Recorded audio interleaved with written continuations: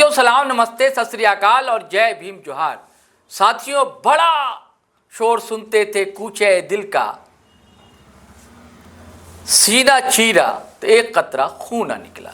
ये बहुत ही मशहूर शेर है मीर तकी मीर का कि बड़ा शोर सुनते थे कि बहुत बड़ी बात होगी, लेकिन जब चीरा लगाया गया यानी कि ऑपरेशन किया गया तो कुछ भी खून ना निकले। यही मामला हुआ वक्फ अमेंडमेंट एक्ट के साथ। पहले से ये कयास था, पहले से अनुमान था कि सुप्रीम कोर्ट में ये मामला जाएगा तो औंधे मुंह गिर जाएगा।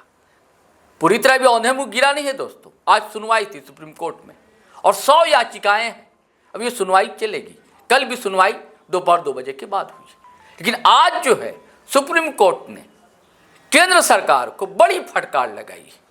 सीधे सीधे पूछा है कि अगर आप वक्फ बोर्ड में गैर मुस्लिम को रखते हैं, यानी कि हिंदू को रखते हैं या क्रिश्चियन को रखते हैं, तो क्या आप हिंदू धर्मार्थ ट्रस्ट जो होता है, क्या वहां मुसलमानों को बतौर सदस्य शामिल करेंगे? ये बड़ा सवाल है।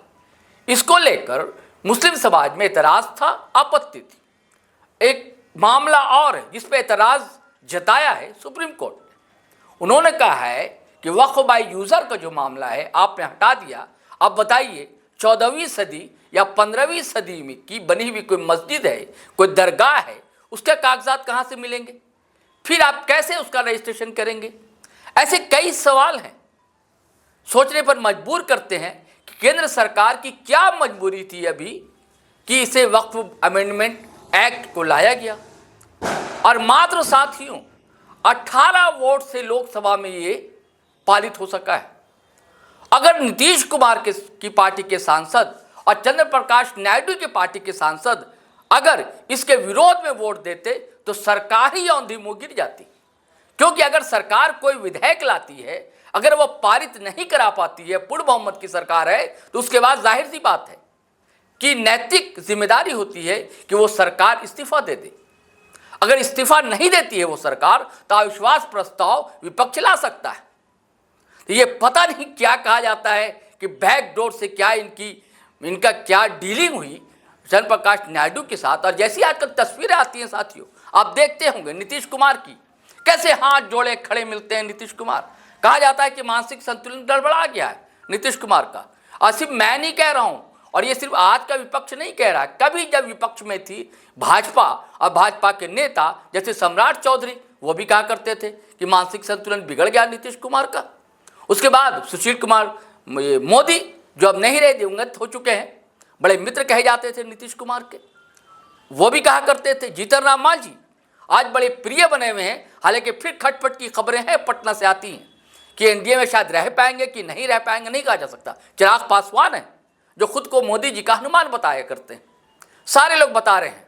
खैर, कोई भी कारण रहा हो, अगर ये लोग अगर साथ नहीं देते तो लोकसभा में ही ये विधेयक जो है औंधे मुंह गिर जाता है। लेकिन आज की बड़ी खबर यही है दोस्तों कि सुप्रीम कोर्ट ने मोदी जी की केंद्र सरकार पर फटकार लगाई है और कई सवाल खड़े किए हैं। इन सवाल का जवाब देना मजबूरी है और इससे परेशानी जाहिर सी बात है होम मिनिस्टर अमित शाह की भी बढ़ जाएगी। क्योंकि आपने देखा होगा कि लोकसभा में जो नेता, सदन के नेता हैं, यानी आदरणीय प्रधानमंत्री नरेंद्र मोदी जी, वो नाराज थे और सारी कमान जो है होम मिनिस्टर अमित शाह संभाले हुए थे। ऐसा लग रहा था कि नेता वही है और हर जगह। और उसके बाद देखिए आपने कल परसों का बयान हमारे प्रधानमंत्री मोदी जी का कि मुसलमानों की भलाई के लिए ये कानून बना है। अगर मुसलमानों की भलाई के लिए ये कानून बना है तो मुस्लिम समाज कई सवाल पूछता है।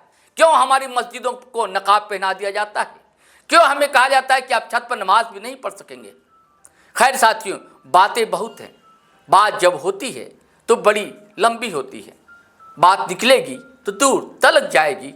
सवाल उसका नहीं है, सवाल इंसाफ का है, सवाल संविधान का है। और न्यायपालिका ने आज जैसा रुख अपनाया है वो बड़ा संदेश देता है, बड़ा पैगाम देता है। अब केंद्र सरकार को क्या निर्णय लेती है और क्या अगला कदम होगा, क्योंकि मैंने नीतीश कुमार की बात यूं ही नहीं कही थी। बिहार चुनाव सर पर है, जल्द ही बिहार चुनाव भी होना है। चलिए साथियों, अब इतना ही, फिर हम नए वीडियो के साथ हाजिर रहेंगे। तब तक के लिए हमें इजाज़त दीजिए, आज्ञा दीजिए। लेकिन जाते जाते एक आग्रह है, गुजारिश है कि आप हमारा चैनल सब्सक्राइब करना हरगिज़ ना भूलें और वीडियो धड़ाधड़ फटाफट खटाखट शेयर करें, लाइक करें, कमेंट करें। चलिए साथियों, चलते हैं। जय हिंद, जय भारत।